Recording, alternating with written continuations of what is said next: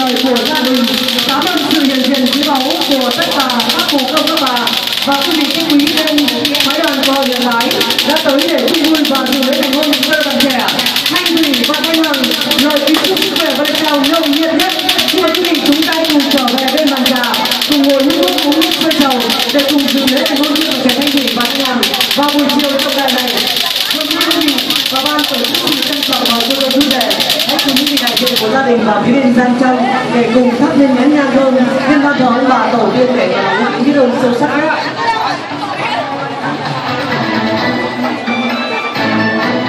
Vâng, xin mời quý vị chú rể hãy cùng quý vị đại diện của gia đình vào trong bên trong để cùng thắp lên một nén nhang thơm ban thờ bà tổ tiên để tỏ lòng những biết ơn sâu sắc nhất của mình.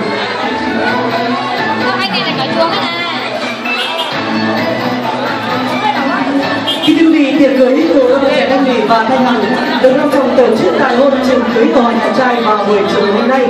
Một lần nữa ban tổ chức xin thay mặt cho hai bên gia đình cũng thay mặt cho cô dâu chú rể cảm ơn sự hiện diện quý báu của tất cả quý vị. Cảm ơn chút thời gian và ngọc không xin được trân trọng kính mời quý vị và xin chân thành cảm ơn rất nhiều.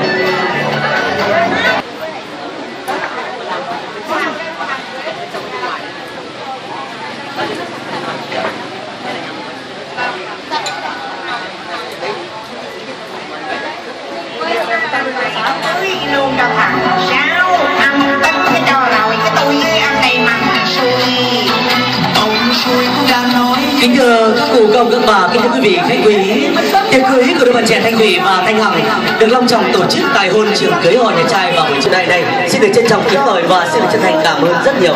Đồng cho nhau nụ hồng còn chính nguyên với sáng năm cho đời một tin mừng con cưng đầu lòng của một bé trai thật là ngoan.